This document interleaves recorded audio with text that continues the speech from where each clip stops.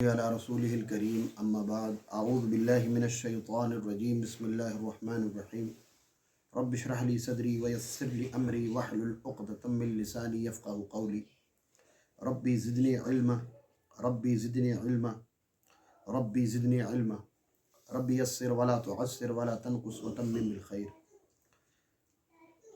تمام قسم کی تعریف، توصیف، بڑائی و کبریائی، جلال و تکبر اور ہر قسم کی عبادت اللہ سبحانہ و تعالیٰ کے لیے لائق اور مناسب ہے، جس نے ہمیں تمام مخلوقات کو پیدا کیا اور ان تمام مخلوقات میں سب سے افضل مخلوق ہم انسانوں کو بنایا، اور ہمیں پیدا کرنے کے بعد یوں ہی بیکار و لاچار اس دنیا میں بھٹکنے کے لیے نہیں چھوڑا، بلکہ ہماری رشد و ہدایت اور ہماری کامیابی کے لیے بے شمار انبیاء اور رسولوں کا سلسلہ جاری فرمایا۔ درود و سلام نازل ہوں بے شمار ان انبیاء علیہم الصلاۃ والسلام پر، اور خصوصاً اللہ کے آخری نبی سرور کونین تاجدار مدینہ محمد صلی اللہ علیہ وسلم۔ اللہم صلی علی محمد وعلی آل محمد کما صلیت علی ابراہیم وعلى آل ابراہیم انک حمید مجید۔ اللہم بارک علی محمد وعلى آل محمد کما بارکت علی ابراہیم وعلى آل ابراہیم انک حمید مجید۔ معزز سامعین کرام، آج اس ہفتہ واری درس کے اندر میں آپ کے سامنے قرآن مجید سے سورہ آل عمران کی آیت نمبر 64 کے متعلق چند چیزیں رکھوں گا۔ اللہ رب العالمین سے دعا ہے اللہ پاک مجھے صحیح سے اس کو بیان کرنے کی توفیق عطا فرمائے۔ اس کے بعد سب سے پہلے مجھے ہی اس پر عمل پیرا ہونے کی توفیق عطا فرمائے، اور پھر ہم سب کو اس کے مطابق زندگی گزارنے کی بھی توفیق عطا فرمائے، آمین یا رب العالمین۔ دنیا کے اندر مسلمانوں کا یہ امتیاز ہے کہ مسلمان جو دین رکھتے ہیں یا جو تہذیب اور تمدن ان کی ہے وہ کسی کے بھی پاس نہیں ہے۔ اگر مسلمانوں کے دین کی بات کی جائے تو یہ اس دین کے پیروکار ہیں جو دین کامیابی والا دین ہے، اور وہ دین انہوں نے خود نہیں بنایا، بلکہ جس رب نے اس کائنات کو وجود بخشا ہے اسی نے وہ دین بنایا ہے۔ اور حقیقتاً دین ایک ضابطۂ حیات، ایک قانون جو کہ اللہ رب العالمین ہی کی شان ہے کہ وہ بنائے۔ اللہ کا بنایا ہوا دین ہی اللہ کے نزدیک دین ہے، اور اللہ کے علاوہ کوئی بھی دین نہیں بنا سکتا، دین بنانے کی اجازت بھی نہیں ہے، اور اگر بنا بھی لے گا تو اللہ رب العالمین اسے قبول نہیں فرمائے گا۔ اللہ نے جو دین بنایا ہے اس کا نام اسلام ہے، اور اس کے متعلق اللہ رب العالمین نے فرمایا ان الدین عند اللہ الاسلام۔ اللہ رب العالمین کے نزدیک دین کی حیثیت اگر ہے تو صرف اور صرف اسلام کی ہے۔ اللہ رب العالمین نے اسی کو فائنل کر دیا ہے، اسی کو فائنل کر دیا ہے۔ بہت سارے آپ نے یوٹیوب پر انٹرویوز وغیرہ دیکھے ہوں گے، لوگ اسلام کی جو تاریخ ہے وہ محمد صلی اللہ علیہ وسلم کی ہجری تاریخ سے اس کو جوڑتے ہیں، جبکہ ایسا نہیں ہے۔ اسلام حضرت آدم سے ہے، اسلام 1400 کچھ سال نہیں ہوئے، وہ تو شریعت محمدیہ کی تاریخ ہے۔ وہ تو اسلام کے اندر جو شریعت محمدیہ ہے، جو لاسٹ میں اللہ کے رسول آئے ہیں، اور جو آپ کی شریعت ہے وہ تو اس کی تاریخ ہے۔ 1447 یا 49 ہجری جو ہو گئی ہے، یہ اللہ کے نبی کی شریعت کی ڈیٹ ہے، نہ کہ اسلام کی ڈیٹ۔ اسلام تو حضرت آدم علیہ السلام سے ہے، اور اللہ نے فرمایا ان الدین عند اللہ الاسلام۔ اور جو شخص اسلام کے علاوہ کوئی اور راستہ تلاش کرے، دین بنائے، اور وہ لے کر کے اللہ رب العالمین کے پاس پہنچے، تو اللہ رب العالمین کو اسلام کے علاوہ کوئی بھی چیز جو دین بنا کر کے انجام دی گئی ہو، اللہ اسے قبول نہیں فرمائے گا۔ رب تعالیٰ نے قرآن مجید میں فرمایا وَمَن يَبْتَغِي غَيْرَ الْإِسْلَامِ دِينًا فَلَن يُقْبَلَ مِنْهُ، کہ اللہ رب العالمین اسلام کے علاوہ کوئی بھی چیز بندے سے قبول نہیں فرمائے گا۔ اللہ رب العالمین نے جو اسلام کا سلیبس قرآن اور نبی کے فرمان کی شکل میں دیا ہے وہ اسلام کا سلیبس ہے، اور وہ سلیبس اللہ رب العالمین نے مکمل طور پر اپنے نبی صلی اللہ علیہ وسلم پر نازل فرمایا ہے، اور اسی سلیبس کے اکارڈنگ یا اسی تعلیمات کے مطابق اللہ رب العالمین سوال کرے گا، آؤٹ کوئی سوال ہی نہیں کرے گا اللہ۔ اور ظاہر سی بات ہے کہ جب اللہ رب العالمین نے اسلام کو اس دنیا کے اندر اتار دیا اور اس کو فائنلائز کر دیا بالکل کہ یہ دین ہے تمہارا یہ دین ہے، باقاعدہ اللہ رب العالمین نے قرآن مجید میں اس دین کو لے کر کے کلیئر کیا ہے، الیوم اکملت لکم دینکم واتممت علیکم نعمتی ورضیت لکم الاسلام دینا۔ اللہ نے کلیئر کٹ بات کہہ دی ہے بالکل کہ دین جو ہے اسلام وہ کامل اور مکمل اور اکمل ہو چکا ہے، اور اللہ رب العالمین اس دین سے راضی اور خوش ہو چکا ہے۔ اب اللہ رب العالمین اس کے علاوہ کسی بھی بندے سے کوئی بھی چیز قبول نہیں فرمائے گا، یہ اللہ رب العالمین نے بالکل کلیئر کر دیا ہے۔ اب جو اس بات کو نہیں سمجھے ہیں ان کو سمجھنا ہے اور اسلام کی چھتر و چھایا میں آنا ہے، اور جنہوں نے اس بات کو سمجھ لیا ہے اب ان کی ذمہ داری ہے کہ وہ دوسروں کو سمجھائیں گے۔ اور میں آپ کو بتاؤں کہ یہ اسلام ہی وہ دین ہے جو پوری انسانیت کو ایک مالا میں بڑی آسانی کے ساتھ پرو سکتا ہے۔ باقی کوئی بھی دین ایسا نہیں ہے جو انسانیت کو ایک پلیٹ فارم پر لے کر کے آئے۔ ایک یہی دین ہے جس کو اسلام کہا جاتا ہے، یہی وہ دین ہے جس کو اللہ رب العالمین جس کے ذریعے سے جس کی برکت سے تمام انسانوں کو ایک پلیٹ فارم پر بڑی آسانی کے ساتھ جمع کر سکتا ہے۔ لوگ کہتے ہیں کہ اسلام جو ہے وہ توڑنے کی بات کرتا ہے، جبکہ اسلام سے زیادہ جوڑنے کی کوئی اور بات کوئی اور مذہب کر ہی نہیں سکتا۔ اسلام نے اتنا اس بات کا خیال رکھا ہے کہ جو بھی انسان ہے ان کو یا ایھا الناس کہہ کے قرآن مجید میں مخاطب کیا گیا ہے، لیکن اسلام کے جو قوانین ہیں وہ اپنی جگہ اٹل ہیں، وہ چینج نہیں ہوتے، وہ بدلتے نہیں ہیں۔ ہمارے یہاں کیا ہوتا ہے کہ ہم نے اور دیگر دین و مذہب جو ہیں دنیا کے اندر بہت سارے ہیں اسلام کے علاوہ بھی، ان میں رج و بدل دیکھا ہے، اس میں چینجنگ دیکھی ہے، لیکن اسلام کے اندر کسی طرح کی کوئی چینجنگ نہیں ہے۔ اس کا سب سے بڑا المیہ اور سب سے بڑا ثبوت یہ ہے کہ حضرت آدم علیہ السلام کی دعوت ہو یا حضرت شیش، حضرت نوح یا حضرت ابراہیم یا حضرت یوسف، یعقوب، حضرت موسیٰ، حضرت عیسیٰ اور حضرت محمد صلی اللہ علیہ وسلم، تمام انبیاء کی اور اس کے علاوہ بھی بہت سارے نبی ہیں، آپ دعوت اٹھا کر کے دیکھ لیجئے، سب کی دعوت ایک ہی ہے، سب کی دعوت ایک ہے، کوئی چینجنگ نہیں ہے کسی کی دعوت میں۔ اور جو وہ چینجنگ ہے وہ چینجنگ وقت کے اعتبار سے شریعتوں میں ہے، نہ کہ دین میں۔ مثال کے طور پر حضرت آدم علیہ السلام کی اولاد میں آپس میں شادی ہو جایا کرتی تھی، کیونکہ اس وقت کی یہ ضرورت تھی اور ان کی شریعت میں یہ تھا، لیکن حضرت آدم کے بعد اس چیز کو ختم کر دیا گیا کیونکہ اس کی ضرورت نہیں تھی، انسان بہت کثیر تعداد میں پھیل چکے تھے دنیا کے اندر۔ تو وقتی طور پر اللہ رب العالمین نے انسانوں کی سہولت کے واسطے شریعت کے حکم تو الگ الگ کیے، لیکن سب کی جو دعوت ہے اسلام کی، دین کی، توحید کی، وہ سب کی ایک ہی ہے۔ کیا ہے؟ لا الہ الا اللہ۔ یہی سب کا کلمہ سیم، بالکل سب کا کلمہ سیم۔ سارے انبیاء کو صرف یہی بتانے کے لیے اللہ رب العالمین نے بھیجا تھا۔ وَلَقَدْ بَعَثْنَا فِي كُلِّ أُمَّةٍ رَسُولًا أَنِ اعْبُدُوا اللَّهَ وَاجْتَنِبُوا الطَّاغُوتَ۔ اللہ رب العالمین نے جتنے بھی انبیاء بھیجے ہیں، یا کسی قوم اور کوئی بستی ایسی نہیں ہے جہاں نبی نہ بھیجا ہو، ہر ڈرانے والے کو بھیجا، اور انہوں نے کیا کہا؟ صرف ایک اللہ کی عبادت کرو اور طاغوت کی عبادت سے بچو۔ اللہ کی عبادت کرو اور طاغوت کی عبادت سے بچو۔ اور یہ سیدھا دین حضرت آدم سے چلا آ رہا تھا۔ حضرت آدم اور حضرت نوح کے درمیان تقریباً 1000 سال کا فاصلہ ہے۔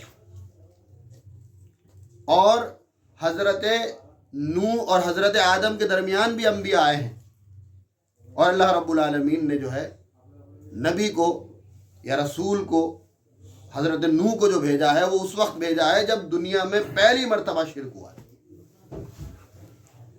پہلی مرتبہ جب شرک ہوا تو اللہ رب العالمین نے حضرت نوح علیہ السلام کو بھیجا کہ جاؤ لوگوں کو سمجھاؤ۔ دعوت کا محور سب کا ایک، یعنی کہ اسلام جو ہے بہت ہی پرانا اور بہت ہی صاف و شفاف اور اللہ کی نظر میں دین، اور اللہ رب العالمین اسی کو قبول فرمانے والا ہے۔ اور اسلام ہی ہے وہ جو سب کو ایک مالا میں پرونا چاہتا ہے۔ کیا اسلام نے نہیں کہا کہ اگر تمہارا پڑوسی غیر مسلم بھی ہے تو اس کے ساتھ اچھا برتاؤ، اچھا سلوک کر؟ یہ اسلام نے تو کہا ہے۔ برابر میں پڑوسی نان مسلم ہے، اور اللہ کے نبی فرما رہے ہیں کہ تمہارا پڑوسی ہے، وہ کوئی بھی ہو سکتا ہے۔ اللہ کے نبی نے تو عام بات فرمائی، یہ ہے اسلام۔ اللہ کے نبی نے فرمایا کہ تم بھر پیٹ کھانا کھاؤ اور تمہارا پڑوسی بھوکا رہے، تم مومن نہیں ہو سکتے۔ تم لاکھ دعوے کرو مختلف چیزوں کے، لیکن تم مومن نہیں ہو سکتے، یعنی اس کا مومنین کا جو سرٹیفکیٹ ہے وہ کینسل کر رہے ہیں اللہ کے نبی صلی اللہ علیہ وسلم اگر پڑوسی کے ساتھ غلط ویوہار۔ اللہ کے رسول نے تو فرمایا کہ جس کے اخلاق اپنی بیویوں کے ساتھ اچھے ہوں گے، امید کی جا سکتی ہے کہ دوسروں کے ساتھ بھی اچھے ہوں گے۔ یہ اسلامی تو ہے، یہ اسلامی تو ہے جو ماں باپ کا ادب و احترام سکھا رہا ہے۔ یہ اللہ کے نبی کی تعلیمات اسلام کے ذریعے سے یہی تو ہے کہ جو ہمارے بڑوں کی عزت نہ کرے وہ ہم میں سے نہیں، جو ہمارے چھوٹوں پر شفقت نہ کرے وہ ہم میں سے نہیں۔ یہ اسلامی تو ہے، یہ اسلامی تو سکھاتا ہے۔ اسلام نے اگر گوشت کھانے کا حکم دیا ہے تو اس کو تو بہت ہائی لائٹ کیا جاتا ہے کہ اسلام کہتا ہے گوشت خور بنو، گوشت کھاؤ، گوشت کھاؤ، لیکن اللہ ہو اکبر، اللہ کتنی بڑی شان والا ہے کہ جانور بھی ذبح کیا جا رہا ہے تو اللہ کے نبی اس کے اصول و ضوابط سکھا رہے ہیں کہ ایک جانور کے سامنے دوسرے جانور کو ذبح نہ کیا جائے۔ کوئی عمل نہ کرے الگ بات ہے، یہ اسلام کی تعلیمات ہے، اس کو تکلیف نہ ہو۔ ایک جانور کو جب ذبح کیا جائے تو جس چھری سے ذبح کیا جائے وہ بہت تیز ہو تاکہ کوئی بھی دشواری نہ ہو، فوراً سے اس کی جو ہے شہرک کو کاٹ دیا جائے اور اس کو زمین پر لیٹا لیا جائے اور اس کو ذبح کرنے سے پہلے خوب کھلا پلا دیا جائے۔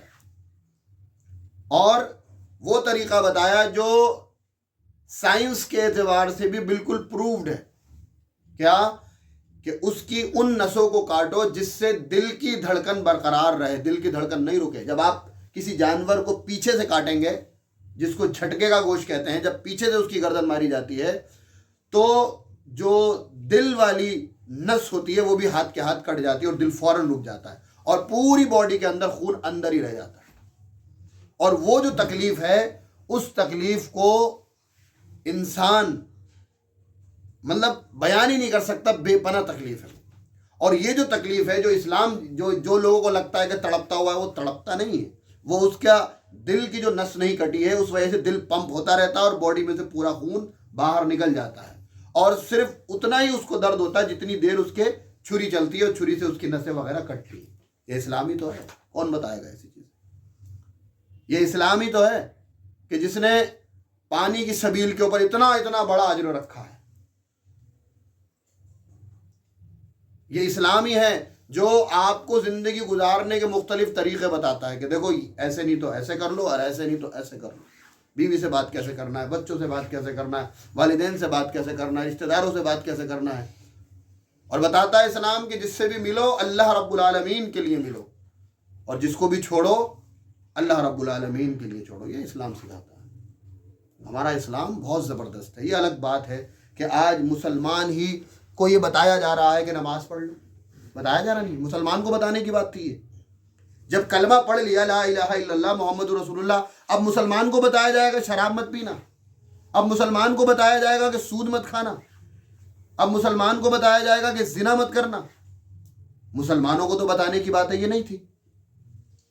یہ تو جب اللہ کے نبی صلی اللہ علیہ وسلم مکے کے اندر تشریف لائے تو لوگ ان ساری برائیوں میں ملوث ہیں، کیونکہ ان کے پاس ایمان نہیں تھا۔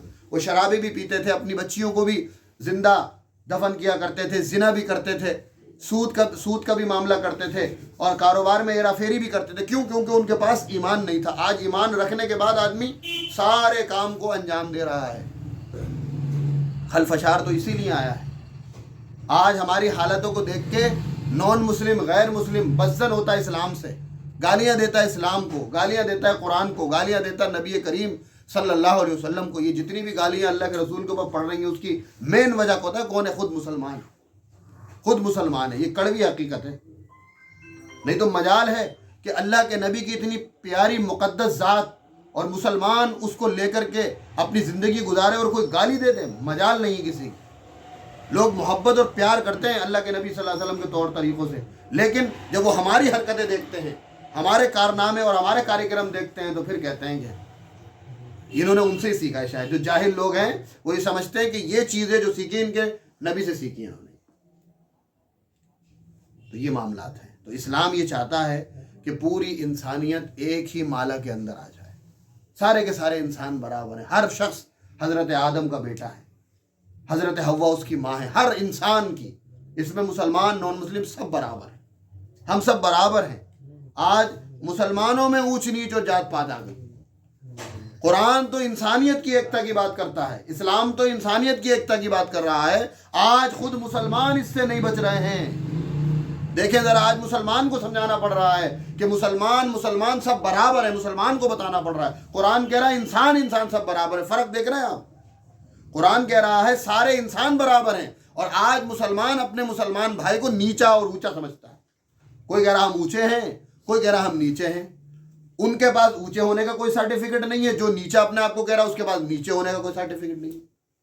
کوئی سرٹیفکیٹ بنتا ہے اس کا کہ صاحب وہ اونچے ہیں یا نیچے؟ یہ اونچ نیچ جات پات تو اسلام کا کانسیپٹ ہی نہیں ہے۔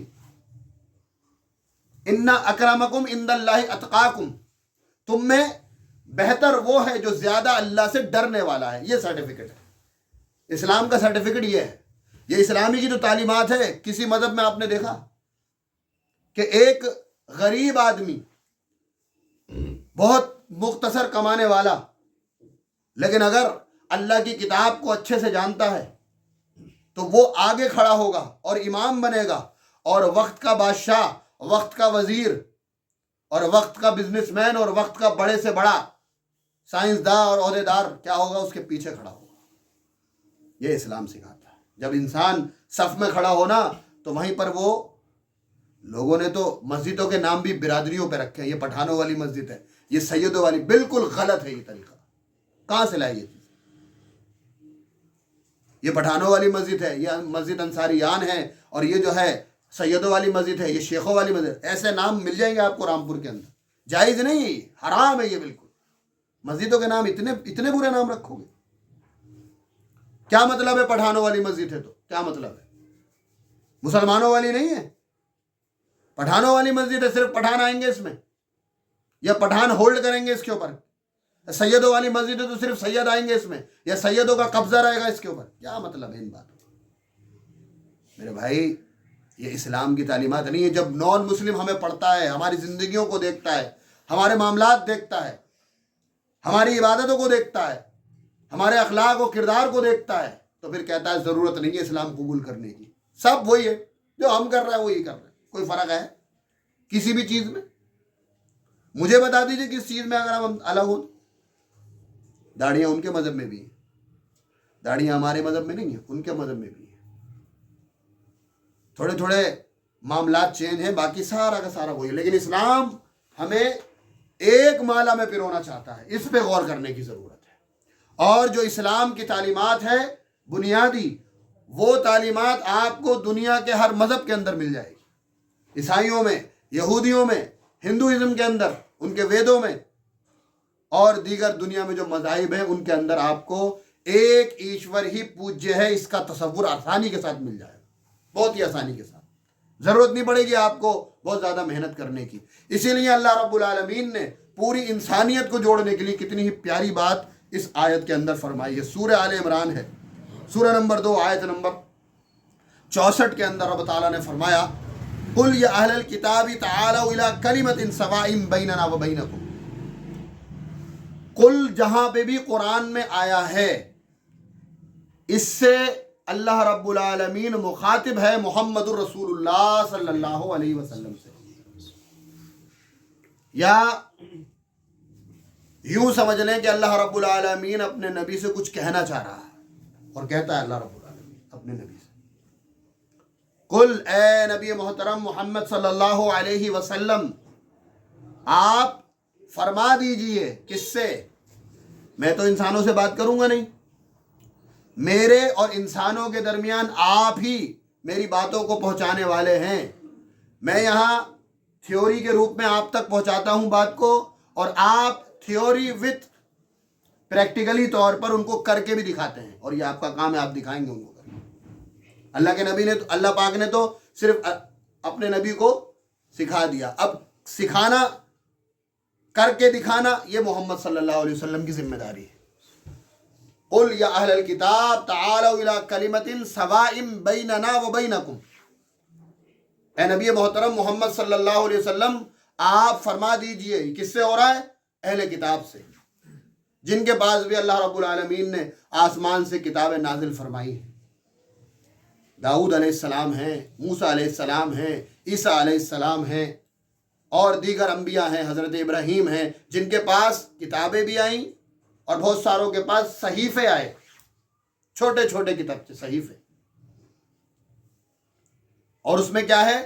آگے اللہ نے فرمایا کہ آؤ اس بات کی طرف جو ہمارے اور تمہارے درمیان، اللہ نے فرمایا اے نبی آپ فرما دیجئے کہ آؤ اس بات کی طرف جو ہمارے اور تمہارے درمیان ایک سی ہے، یکساں ہے بالکل۔ حضرت موسیٰ بھی ایک اللہ کی دعوت دینے کے لیے آئے، حضرت عیسیٰ بھی ایک اللہ کی دعوت دینے کے لیے آئے، حضرت داؤد بھی ایک اللہ کی دعوت دینے کے لیے آئے، ایک اللہ کی عبادت کرنے کی دعوت دینے کے لیے آئے، حضرت ابراہیم کی بھی دعوت یہی، حضرت یونس کی دعوت بھی یہی، اسی طریقے سے حضرت آدم اور حضرت نوح اور حضرت شیش اور حضرت اسرائیل اور حضرت جرجیس، سب کی دعوت یہی، کیا؟ آؤ اس بات کی طرف جو تمہارے اور ہمارے درمیان یکساں ہے۔ اور یہ اصول مسلمانوں کے اوپر بھی لاگو ہوتا ہے۔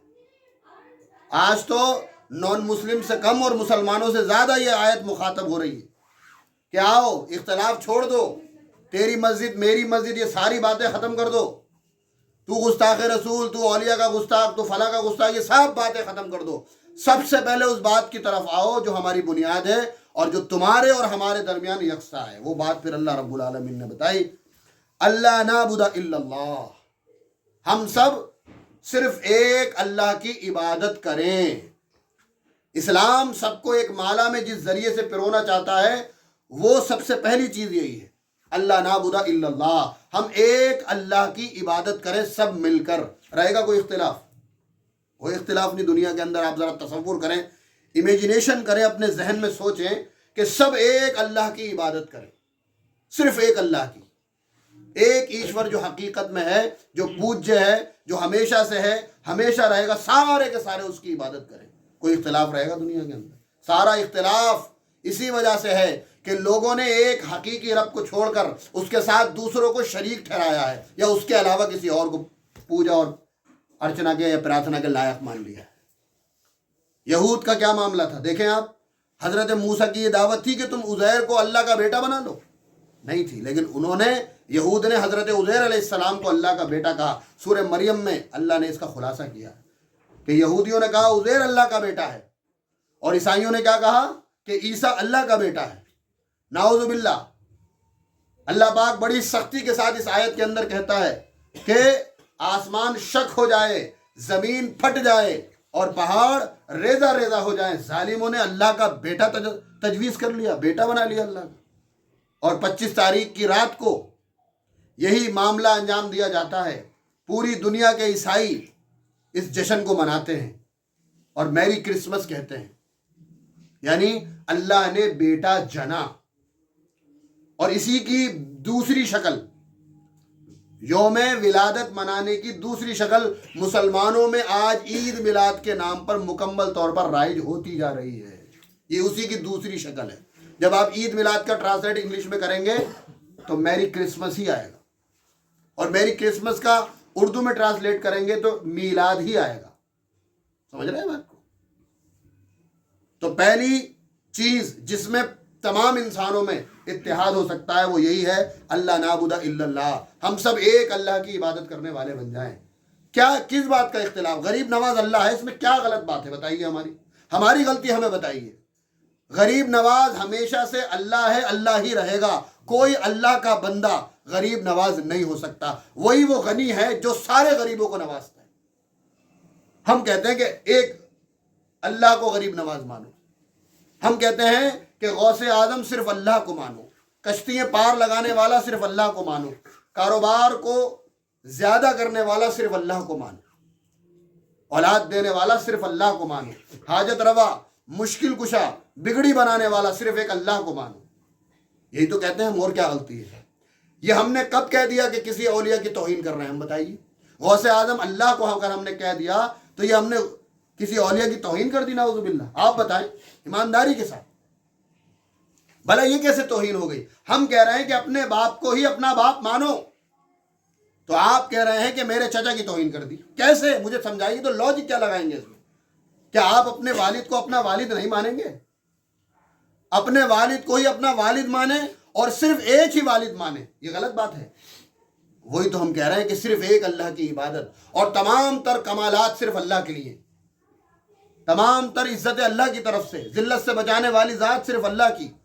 میں بول رہا ہوں، میرے اس زبان کے اوپر تھوک بنانے والی ذات صرف اللہ کی۔ اگر تھوک نہ بنے تو پھندا لگے گا اور اس کے بعد ختم۔ نہ جانے کتنوں کو نیند کے بعد زندہ اٹھانے والی ذات صرف اللہ کی، اور نیند کے بعد نہ جانے کتنوں کو ہمیشہ کے لیے سلا دینے والی ذات صرف اللہ کی۔ یہ غلطی ہے ہماری۔ یہی تو قرآن کہہ رہا ہے، اللہ نعبد الا اللہ، صرف ایک اللہ کی عبادت، ایک اللہ کو معبود، اور اسی کے مکمل طور پر ہو جانے کو کہہ رہا ہے۔ اس سے پوری انسانیت کے اندر اتحاد پیدا ہو جائے گا۔ اختلاف ہے اسی وجہ سے کہ اللہ کو مانیں گے اور اللہ کا کسی کو شریک بھی ٹھہرائیں گے، اور اللہ کی صفات، اللہ کے کمالات، اللہ کے کاریہ، اللہ کے کارکرم دوسروں میں بھی تقسیم کر دیں گے۔ یہ فلاں کرنے والے ہیں، یہ فلاں کرنے والے ہیں۔ مثال کے طور پر آپ ذرا غور کریں، ایک فرشتہ ہے جس کو ملک الموت کہتے ہیں، اس کا کام ہے روح قبض کرنے، یہی کام ہے نا اس کا۔ تو ہم یہ کہتے ہیں کہ موت دینے والا فرشتہ ہے؟ کوئی نہیں کہتا۔ یہ ہر آدمی کہتا ہے کہ موت دینے والی ذات اللہ کی ہے، لیکن روح قبض کرنے کے لیے وہ فرشتہ ہے۔ بارش پڑھانے والا ایک فرشتہ ہے، کوئی کہتا ہے فلاں فرشتے مجھے بارش عطا کر، کہتا ہے کوئی؟ اللہ سے ہی بارش مانگی جاتی ہے، اللہ رب العالمین جیسے چاہے گا اس کو نازل فرما دے گا۔ تو میرے پیارے بھائیوں، اسلام ہی وہ دین و مذہب ہے جو ہم سب کو ایک مالا میں پرونا چاہتا ہے، اور کس ذریعے سے؟ اللہ نعبد الا اللہ، ایک اللہ کی عبادت پر لگ جاؤ، ڈٹ جاؤ، جم جاؤ، آندھی اور طوفان میں ہو، غم کے موسم میں ہو، خوشی کے ماحول میں ہو، بیماری کے معاملات میں ہو یا صحت کے معاملات میں ہو، اللہ رب العالمین کو نہ بھولو۔ جو اللہ کو نہ بھولے گا انشاءاللہ اللہ بھی اسے یاد رکھے گا، اور جسے اللہ یاد رکھے گا پہلے اس کی دنیا بنے گی۔ دنیا یہ بنے گی کہ وہ زندہ رہے گا اسلام پر، اور انشاءاللہ موت آئے گی اس کو ایمان پر۔ یہ سب سے بڑی چیز ہے۔ ہم سمجھتے ہیں کہ اللہ کی رضا کی علامت یہ ہے کہ ہمارے پاس مال و دولت زیادہ آنے لگے۔ انسان کے پاس دنیا بھرے کی ساری چیزیں ہیں اور ایمان نہیں ہے تو کوئی گارنٹی نہیں ہے کہ اللہ اس سے راضی ہے۔ اور اللہ رب العالمین کے متعلق اگر ہمارا یہ ذہن ہے کہ اچھا مکان، اچھی بیوی، بچوں کی صحت اور سارا معاملہ اگر سیٹلڈ ہے تو اللہ راضی ہے، تو ہم سے زیادہ کہیں بہتر کافروں کا آج سارا معاملہ سارا سیٹل کر دیا اللہ رب العالمین۔ الدنیا سجن المومن و جنت الکافر، اللہ کے نبی کی مبارک حدیث ہے کہ دنیا مومن کے لیے قید خانہ ہے، قیدیوں کی طرح رہے گا یہاں پر، اور کافر کے لیے جنت ہے، جنتیوں کی طرح رہے گا دنیا میں، جو چاہے گا کھائے گا، جیسے چاہے گا کھائے گا، پیے گا، اٹھے گا، سوئے گا، جو جی میں آئے گا کرے گا۔ تو سب سے پہلی چیز جو لوگوں کو ہمیں سمجھانا ہے، اب وہ چاہے کوئی بھی ہو، مسلمانوں میں جو بھی ہو، کہ نہیں بھائی اگر ہم غلط ہیں تو ہم اپنی اصلاح کریں گے، اور تم غلط ہو تم اپنی اصلاح کرو گے۔ اللہ نعبد الا اللہ، ہم سب ایک اللہ کی عبادت کریں، کیونکہ وہ تمہارے درمیان اور ہمارے درمیان یکساں بات ہے بالکل۔ دوسری چیز، ولا نشرک بہ شیئا، ہم اللہ رب العالمین کی ذات و صفات میں ذرہ برابر بھی کسی کو شریک نہ ٹھہرائیں۔ کماؤں گا نہیں تو کھاؤں گا کہاں سے؟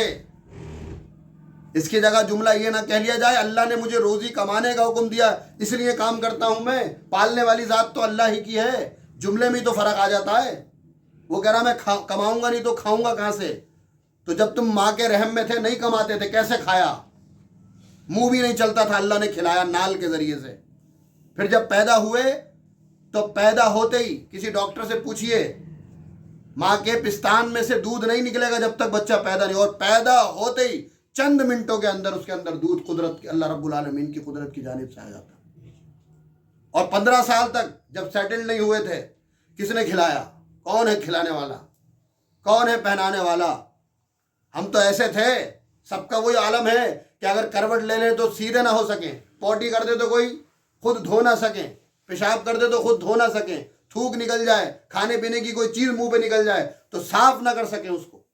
یہ کنڈیشن ہماری گزری ہے، اور آج یہ انسان کہتا ہے کہ کماؤں گا نہیں تو کھاؤں گا کیسے؟ اس لیے نہیں کمایا جاتا کہ تم کھاؤ گے اس کمانے سے، اس لیے کمایا جاتا ہے کہ اللہ نے حکم دیا ہے کہ کام کرو، زمین پر پھیل جاؤ اور اپنے مقدر کی، اپنی عزت کی حلال روزی تلاش کرو۔ یہاں امتحان ہے، یہ بھی دین ہے، یہ بھی شریعت ہے۔ پلنے کے لیے نہیں کرواتا کام اللہ رب العالمین، یہ دیکھنے کے لیے کرواتا ہے کہ اس کا عقیدہ کیسا ہے، یہ مجھ پر عقیدہ کرتا ہے یا اپنے بازوؤں پہ اس کو بھروسہ ہو جاتا ہے، اپنے بازوؤں پہ یقین کر لیتا ہے۔ تو اللہ رب العالمین کے ساتھ ذرہ برابر بھی شرک نہ کرو۔ دنیا میں جہاں جہاں بھی شرک ہو رہا ہے اس وجہ سے ہی دنیا کے اندر خلفشار ہے، اسی وجہ سے دنیا کے اندر بگاڑ ہے، خلفشار ہے۔ ایک اللہ کی عبادت ہو اس دھرتی کے اوپر، اور اس اللہ کے ساتھ کسی کو بھی شریک نہ کیا جائے، یہ دوسری چیز۔ اور تیسری چیز، وَلَا يَتَّخِذَ بَعْضُنَا بَعْضًا أَرْبَابًا مِّن دُونِ اللَّهِ، اللہ کو چھوڑ کر کسی کو رب نہ بنایا جائے۔ ارباب کا لفظ آیا ہے، رب کی جمع ارباب ہے۔ رب کہتے ہیں پالنہار کو، پالنے والوں کو، پالنے والے کو، اور جو حلال و حرام کا فیصلہ کرے۔ صحابہ نے پوچھا، اے اللہ کے نبی صلی اللہ علیہ وسلم، یہ آیت کا یہ جو جملہ ہے یہ ہماری سمجھ میں نہیں آیا، ہم نے تو اپنے علماء اور درویشوں کو رب نہیں بنایا تھا، اپنے بڑوں کو رب نہیں بنایا تھا۔ اللہ کے رسول نے فرمایا، کیا تم ان کی کہی ہوئی حلال چیز کو حلال نہیں سمجھتے تھے؟ کہا اللہ کے نبی ہم تو سمجھتے تھے۔ اور ان کی کہی ہوئی حرام چیز کو حرام نہیں سمجھتے تھے؟ جو وہ حلال کہہ دیں تم حلال سمجھتے تھے، جو وہ حرام کہہ دیں تم اس کو حرام سمجھتے تھے، حالانکہ کتاب جو کہ تورات انجیل تھی وہ کچھ اور کہہ رہی تھی کہ تم ایسا کرتے تھے۔ کہا اللہ کے رسول ہم ایسا کرتے تھے۔ کہا یہی تو رب بنانا ہوتا ہے، آج بھی تو یہی ہو رہا ہے۔ ہمارے پیر صاحب ہیں جن کی ٹوپی لال رنگ کی ہے، اب پیر بتائیں گے کہ ہمیں ٹوپی کون سے رنگ کی پہننا ہے، اور پہنے گا ان کا مرید۔ یہی تو رب بنانا ہوتا ہے۔ پیر صاحب کہہ رہے ہیں صبح میں تجھے یہ پڑھنا ہے اور شام میں تجھے یہ پڑھنا ہے، جبکہ وہ عمل کے اوپر اللہ کے نبی صلی اللہ علیہ وسلم کا کوئی قول موجود نہیں ہے۔ پیر صاحب بتا رہے ہیں کہ اتنی دور تجھے چل کر کے آنا ہے، اور اتنی دور تجھے یہ کرنا ہے جا کے، اور اتنی دور تجھے یہ کرنا ہے، اتنا مال تجھے یہاں خرچ کرنا ہے، اتنا مال تجھے وہاں یہاں خرچ کرنا ہے۔ اور پیروں کے شکنجے میں دنیا پھنسی ہوئی ہے، اور لوگ ڈر رہے ہیں ان سے، اور کہہ رہا ہے آگے تک کی بات بتا دیتے ہیں۔ اللہ کے رسول صلی اللہ علیہ وسلم نے کبھی اس طرح کے دعوے کیے؟ یہ سکھایا اللہ کے نبی صلی اللہ علیہ وسلم نے۔ ایک صحابی نے آ کے سوال کیا ہے اللہ کے نبی صلی اللہ علیہ وسلم یہ بتائیے کہ قیامت کب قائم ہوگی؟ اللہ کے نبی صلی اللہ علیہ وسلم نے فرمایا کہ تو نے قیامت کے لیے کیا تیاری کر رکھی ہے؟ جواب دیکھیں اللہ کے نبی صلی اللہ علیہ وسلم کا۔ اور یہ آج کل کے پیر جو کہ جعلی پیر ہیں، اور اسلام میں کوئی پیری مریدی کا کانسیپٹ نہیں ہے، پیر بننا بھی حرام، مرید بننا بھی حرام، اور یہ دونوں اگر اسلامی حکومت آ جائے تو واجب القتل ہیں، یاد رکھیے گا۔ اسلام کے اندر تعویذ فروشی بھی حرام، تعویذ لکھنے والا بھی حرام کام کر رہا ہے، اور تعویذ ڈالنے والے بھی حرام کام کر رہے ہیں۔ اگر اسلامی حکومت آ جائے تو ان تعویذ فروشوں کا بھی قتل کیا جائے گا۔ ذرا اندازہ تو لگائیں ہم کہاں پہ چل رہے ہیں اسلام کے نام پر۔ کوئی کانسیپٹ نہیں ہے پیری مریدی کا، کوئی کانسیپٹ نہیں ہے تعویذات کا، اور ان کو رب بنایا جا رہا ہے۔ یہ کہہ رہا ہے حلال ہے تو حلال مانا جا رہا ہے، اور کہہ رہا ہے حرام ہے تو حرام مانا جا رہا ہے۔ اور اسی سے اور اوپر اٹھ کر لوگ اماموں کے پیچھے لگے ہوئے ہیں، ان کی تقلید کے پیچھے لگے ہوئے ہیں۔ نبی کریم صلی اللہ علیہ وسلم کا صحیح کردہ فرمان چھوڑ کر لوگ کہہ رہا نہیں ہم نہیں مانیں گے صاحب اس حدیث کو۔ بھائی کیوں نہیں مانیں گے؟ ہمارے امام کے نزدیک یہ ہے، اب اندازہ لگائیں آپ. ایک واقعہ بتاتا ہوں میں آپ کو, صحیح حدیث ہے. حضرت عمر فاروق رضی اللہ تعالی عنہ تورات کا ایک نسخہ پڑھ رہے تھے. تورات جو کتاب آسمانی کتاب ہے اس کا ایک نسخہ پڑھ رہے تھے. آسمانی کتاب کا نسخہ پڑھ رہے ہیں اور اللہ کے نبی صلی اللہ علیہ وسلم کے چہرے کے آثار بدل گئے, چینج ہو گئے. دوسرے صحابی نے کہا حضرت عمر سے, اے عمر تم یہ کیا کر رہے ہو, اللہ کے نبی کا چہرہ نہیں دیکھتے, کیسا غصے میں سرخ ہو گیا ہے. اللہ کے نبی صلی اللہ علیہ وسلم نے فرمایا, اے عمر اگر موسیٰ لو کان موسیٰ حیًّا, اگر موسیٰ بھی زندہ ہو کے آ جائیں اور تم مجھے چھوڑ کر حضرت موسیٰ کے پیچھے چلنے لگو, اللہ کی قسم تم جہنم میں جاؤ. نبی کے مقابلے میں ہے کسی کی کوئی حیثیت, کسی کی کوئی اوقات؟ جب نبیوں کے بارے میں یہ معاملات ہے کہ موسیٰ کلیم اللہ جیسی عظیم شخصیت اگر آ جائے اور تم ان کے پیچھے چلنے لگو تو تم گمراہ ہو جاؤ گے, جہنم میں جاؤ گے. حضرت عمر فاروق رضی اللہ تعالیٰ عنہ نے کیا کہا, رضیت باللہ ربا وبالاسلام دینا وبمحمد النبی صلی اللہ علیہ وسلم, میں اسلام کے دین ہونے پر راضی. رضیت باللہ ربا, میں اللہ کے رب ہونے پہ راضی, اسلام کے دین ہونے پہ راضی, اور محمد صلی اللہ علیہ وسلم کے رسول اور قائد اور رہبر ہونے پہ راضی. اور آج نبی کو چھوڑ کر کیا ہو رہا ہے, میں حنفی ہوں, میں شافی ہوں, میں مالکی ہوں, میں صابری ہوں, چشتی ہوں, سحر وردی ہوں, بنا وردی ہوں, کوئی سا بھی ہوں, میں کون ہوں, میں یہ ہوں, میں یہ ہوں, میں یہ ہوں. ہم سے اچھا تو وہ عیسائی ہے. عیسائی سنا ہے نا نام, عیسائی, عیسیٰ سے عیسائی, نسبت کس کی طرف ہے, اپنے ییشو مسیح کی طرف. اور ہماری نسبت ہے, ہم کہتے ہیں اپنے آپ کو محمدی. کون کہتا ہے اپنے آپ کو محمدی؟ ہم تو صابری ہیں, ہم تو چشتی ہیں, ہم تو نقش بندی ہیں, ہم تو قادری ہیں, ہم تو فلاں والے ہیں, ہم تو فلاں والے ہیں, ہم تو فلاں والے ہیں. اربابا من دون اللہ ولا يتخذ بعضنا بعضا اربابا من دون اللہ, اللہ کے علاوہ اپنے میں سے کسی کو رب نہ بنایا جائے. حلال اور حرام کا فیصلہ یہ اللہ رب العالمین نے کیا ہے. جس چیز کو اللہ نے حرام کیا ہے وہ حرام ہی رہے گی, کوئی اسے حلال نہیں کر سکتا. اور اللہ نے جس چیز کو حلال کیا ہے وہ حلال ہی رہے گی. یہ حلال اور حرام کا کانسیپٹ کسی بندے کی بس کی بات نہیں ہے, یہ اللہ نے اپنے ذمہ رکھا ہے. تو یہ تین چیزیں اگر لوگوں کے اندر جاگرکتا پیدا ہو جائے, وہ اپنے اندر لے آئیں اور دوسروں کو یہی چیزیں بتائیں, پوری دنیا ایک اتفاق کی ایک مالا میں پھر جائے گی. سب ایک پلیٹ فارم پہ آ جائیں گے, سب ایک چھتری کے نیچے آ سکتے ہیں بڑی آسانی کے ساتھ. کیا کرنا ہے, سب کو ایک اللہ کی عبادت کرنا ہے, اس کے ساتھ کسی کو شریک نہیں ٹھہرانا, اور اپنے میں سے کسی کے بھی پیچھے اس طرح نہیں لگنا کہ ہم اسے رب بنا لیں, اللہ والا درجہ دے دیں. بعض گھروں میں نے دیکھا ان کے پیر صاحب آ رہے ہیں, وہ کمرہ ہی خالی پڑا ہے, وہ کمرہ ہی وقف کر دیا گیا, اللہ امان بالحفیظ. یہ کام تو اللہ رب العالمین کے لیے ہونا چاہیے کہ فلاں جگہ لے کر کے یہ اللہ کا گھر ہے, یہ مسجد ہے, یہ تو صرف اللہ کی شان ہے کہ اس کے لیے کسی گھر کو خاص کر دیا جائے. انسانوں کے لیے بھی اس طرح کے معاملات ہو رہے ہیں. اب وہ پیر نہیں آ رہا ہے تو وہ کمرہ بند ہی پڑا ہوا ہے. جب وہ پیر آئے گا تو وہی بیٹھے گا اس میں, اور کوئی اس کے اندر نہیں بیٹھ سکتا. تو یہ ہمارے حالات ہیں, اور تقلید کے شکنجے میں پھنسے ہوئے ہیں. میری نماز شافی ہے, میری نماز حنبلی ہے, میری نماز مالکی ہے, اس میں پھنسے ہوئے ہیں. تو یہ قرآن بالکل واضح کر رہا ہے. اور آگے اللہ نے فرمایا فَإِن تَوَلَّوْا فَقُلُوا اشْهَدُوا بِأَنَّا مُسْلِمُونَ, کہ اگر تمہاری یہ وضاحت کے بعد, یہ جو قرآن میں اللہ نے آیت نازل فرمائی اور کہا نبی سے کہ یہ کہنے کے بعد بھی یہ لوگ منہ پھیریں, تو پھر اب ان سے کہہ دینا کہ بھائی ہم تو اللہ کے فرما بردار ہیں. اب تم فرما بردار نہیں بنتے تم جانو, لیکن ہم تو اللہ سبحانہ و تعالیٰ کے فرما بردار ہیں, اور اسی کو مسلمان کہا جاتا ہے. مسلمان کس کو کہتے ہیں؟ جو اللہ کا فرما بردار ہے, اللہ کے حساب سے وہی مسلمان ہے. یہ کوئی قوم نہیں ہے, یہ کوئی کمیونٹی کا نام نہیں ہے, یہ کوئی جماعت اور گروہ کا نام نہیں ہے, بلکہ یہ ایک صفات ہے. جو اللہ کا فرما بردار ہے وہ مسلمان ہے.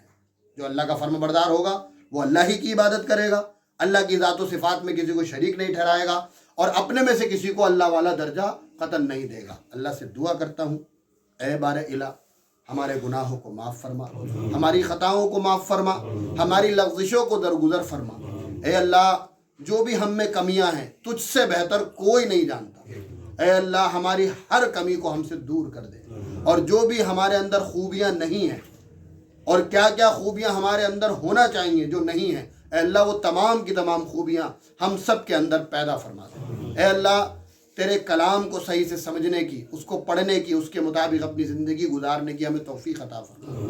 تیرے محبوب رسول محمد صلی اللہ علیہ وسلم کی پاکیزہ تعلیمات پر ہم سب کو عمل پیرا ہونے کی توفیق عطا فرما۔ اے اللہ اسلام کو اپنا اوڑھنا بچھونا بنانے کی توفیق عطا فرما۔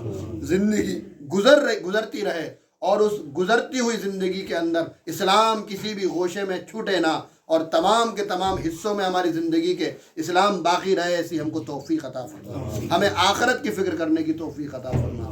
اے اللہ اپنے گناہوں کی سچی پکی توبہ کرنے کی توفیق عطا فرما۔